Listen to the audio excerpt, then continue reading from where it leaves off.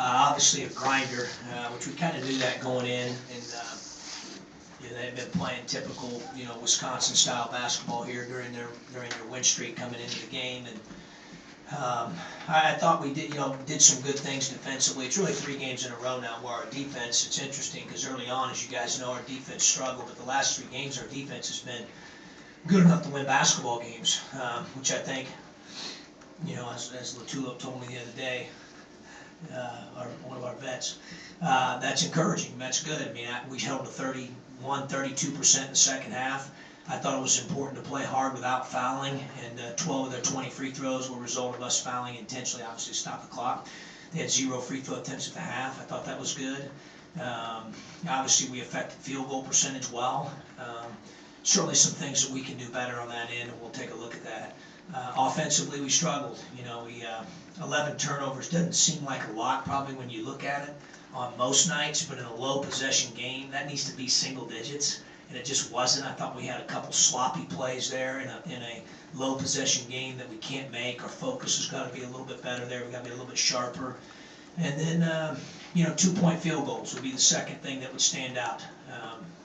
Our 2-point field goal percentage was not very good today, and that affected our ability to be efficient and effective on offense. And if you 6 for 14 from 3 is plenty good enough. 13 for 15 from the line is plenty good enough, percentage-wise. We just did not finish 2-point field goals well, and that necessarily wasn't just one guy. Ken struggled in the 2-point area. Maverick struggled a couple times when he caught the ball down there. They took the ball from him a couple times. Finke had a possession in the first half where he had 2 or 3 right at the rim. Khalid had 2 or 3 layups. So, certainly not just one person. We've got to be a lot better finishing in that 2-point area than what we were today. And you look at, shot blocks, they had 1. So that tells me, that we had some chances to finish around the rim, and we just didn't finish 2s very well. And I thought that really affected our efficiency. So, we'll take a look at it tomorrow. Obviously, it's another quick turnaround, as I told them out there. I mean, coaches, I'd love to practice, for about 4 or 5 hours tomorrow and 4 or 5 hours on Tuesday to get better and keep improving. But number one, you can't do that because of the NCAA rules. That's too long. And number 2, it's not what's best for our players right now. Obviously, Malcolm played a lot of minutes. Kendrick played a lot of minutes. Kendrick got dinged up. Finke got dinged up. It's well documented that we already obviously have some other injuries, so it's not real smart probably on our part to beat the heck out of each other tomorrow. We're going to do that through film and lock in mentally. Get with our guys tomorrow and get ourselves ready to play on Wednesday at Rutgers. Finke and Nunn both contusions, at least they think.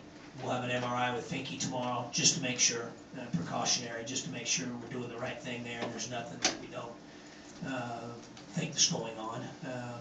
And then Ken is, just experienced, took a hard hit there on a drive. Obviously, Finke was knee on knee during the game. Ken took a hard hit on a drive from the right wing, coming with his left hand where he got hit pretty hard. Certainly nothing cheap or anything, just a play that happens when you play basketball. And unfortunately, it affected his movement and mobility a little bit during the game. Hopefully, we can do some treatment in the next couple of days, and he'll be ready to go on Wednesday. Questions for Malcolm? What happened with the setting up the full court press and you're communicating to Mav, and obviously something did not happen there? Just miscommunication on who's going to take the ball. That's all. That's about it for that. When you see guys go off the court, do you just expect to fear the worst, and how do you guys keep battling through these things? I mean, the only thing I can just pray for is that it's not as bad as they're making it seem, especially with Fink. So I mean, the only thing we can do is just just pray for him, hope he gets better, and then just don't think about it because we still got a basketball game to play. Malcolm, what do you attribute the Coach Groce was just talking about the struggles from the 2-point field goal range? What do you attribute to those struggles tonight? Did look like you guys always got good looks tonight, and then others just didn't fall. What do you attribute that to tonight? I feel like a lot of them. I mean, we got good looks for the most part. Guys were shooting in character. There was just some shots we missed, especially close to the rim that we missed. Missed a few that we normally make.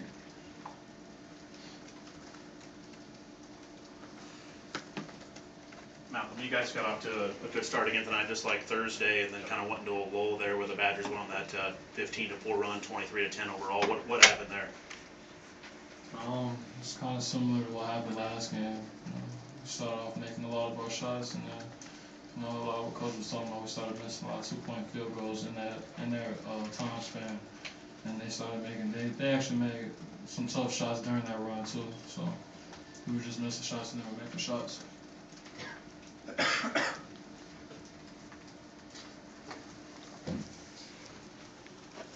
And Malcolm, you've lost 4 or 5 Big Ten games at home. I mean, are those tougher, to take where you just may not, protecting the home court like you want? Yeah, it's a little upsetting just because we're known for like being like pretty good at home like we were last year. But the only thing we can do for them is just learn to move on. Just try to stack up on the road kills and make up our home losses for right now. John, I'm just curious. Just for players. Oh, sorry. Yeah, that's okay. Anything else from Malcolm? Scott? Anything else from Malcolm? All right, thank you, Malcolm. All right, back to the question for Coach. Questions? Yeah, John, Khalil Iverson hadn't done much for them lately. I'm just curious how much he figured that all into your game plan, and did he surprise you guys tonight? I should have probably said that with my remarks, and give him credit, because he made plays and Vito Brown made plays. I don't have a stat sheet in front of me, but I don't know how many threes. Vito Brown's a very good jump shooter. Now I don't know how many threes he's made. Yeah, 1 or 2, but he did today, And Khalil Iverson, I thought, made play. Khalil Iverson had 9 total points in all the Big Ten games coming in. It goes for 10 today in one game. I think it's great. It's very astute on your part. And I'll throw Brown in there with your question on Iverson. I thought those two guys in a low possession game where they get 63, 19 of 63 come from Iverson and Brown, which is not typical. But, hey, they did. I mean, I'm not saying that in a way like they got it done. Those guys stepped up and made plays, So give Brown and Iverson credit.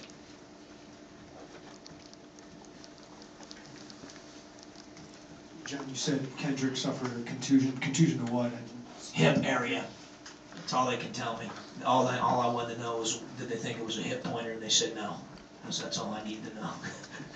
At that point, they thought he'd be okay. Now when, I don't know. I did think there's no question affect his mobility, and I thought it affect. I've coached him now for 3 years. I thought it affected his elevation on his shot in the second half. That's my gut. I'll watch it again on film, watch his body movement, but he was short way too much for him, too many times.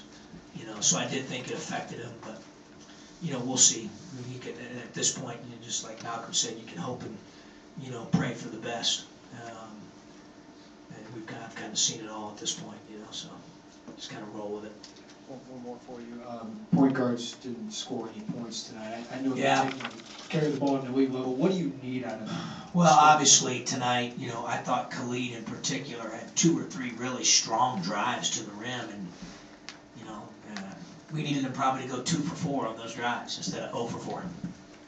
Because I didn't think they were bad shots. They were good shots. Ones he can make and has made, and he's a pretty good finisher in and around the rim, and I think 2 of the 4 in particular, as I rewind them in my mind, were, I don't want to say they were point blank, but clearly had an angle, for sure. And that's what I'm talking about. Same thing, like when Finke liked to have his back in the first half. We ran the one play, he's right at the rim, misses it. Then he gets a tip right at the rim, misses it. Khalid's 2 layups. Mav a couple times where he caught balls in and around the paint, got them poked away.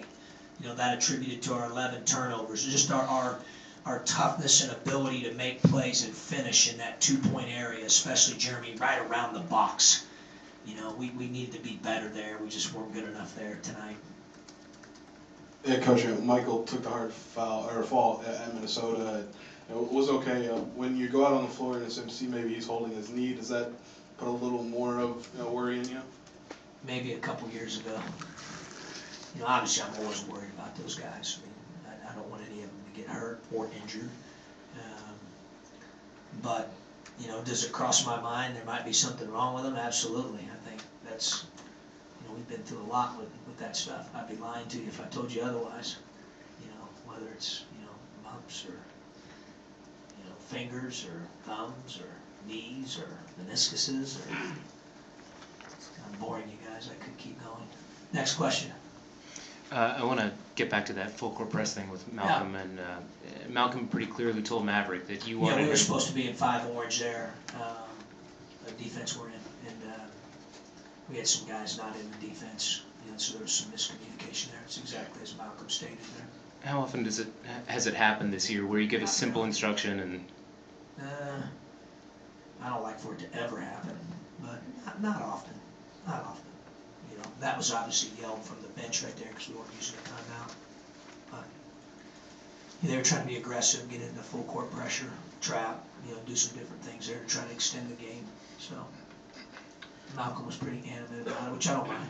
I like it when they get a little tone like that. So next question. Coach, I know that, we're here, Coach. You guys have been struggling, obviously. What do you do to try to keep their heads up going into Rutgers? I'm sure they're obviously feeling down. What kind of things are you going to try to do to keep them not focused too much on the past? I learned a long time ago that and it's obviously our guys care and they're competitive and all that, but you'd be surprised at the resiliency of 18 to 22-year-olds. They'll be all right. They'll follow our lead on that. But just controlling what we can control.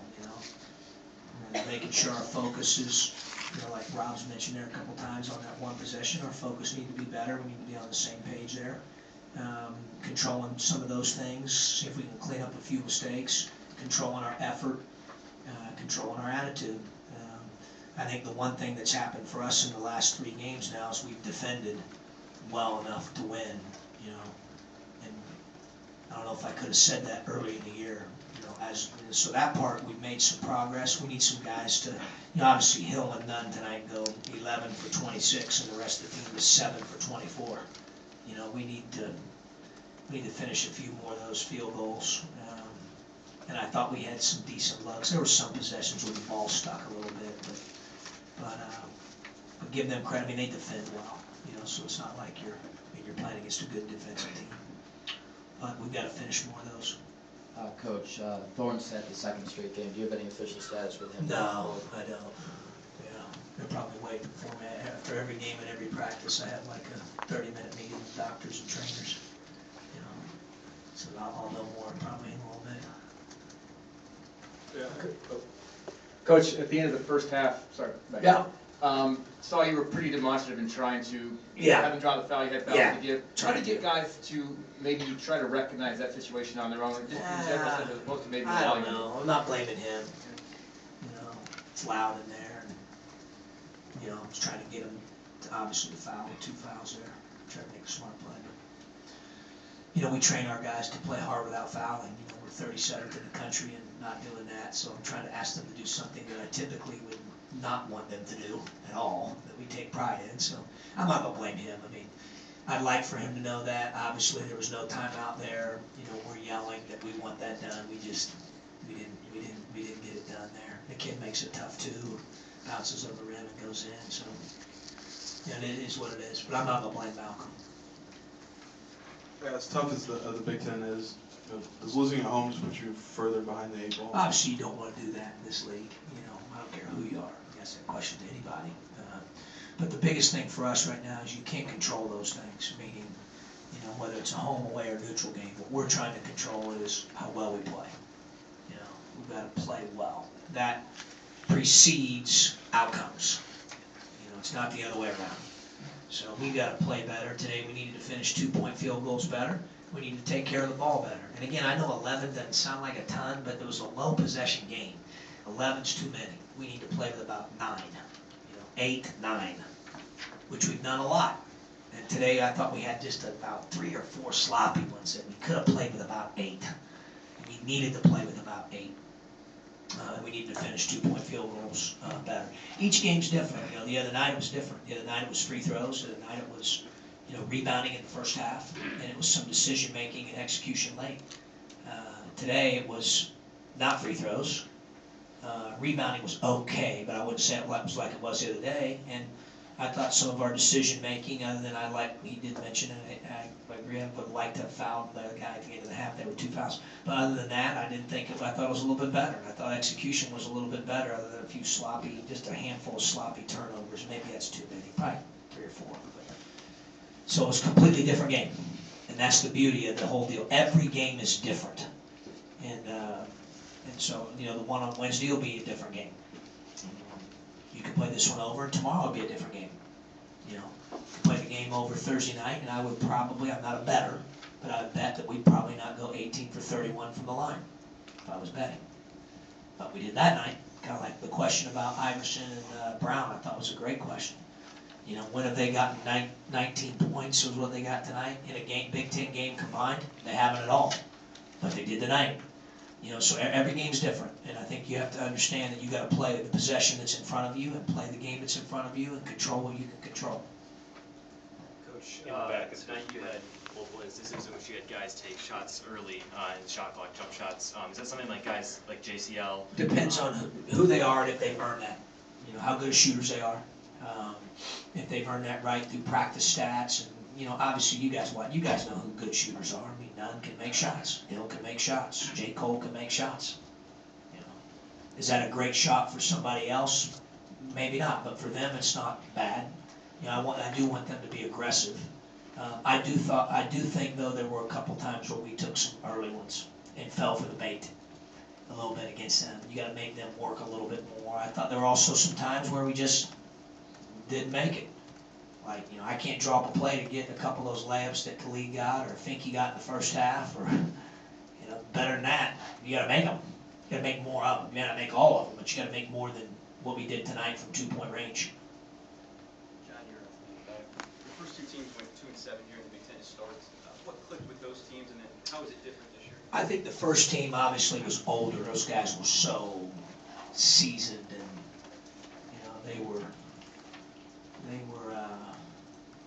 seasoned, very experienced, had been through a lot. I mean, they had really thick skin, and they were tough.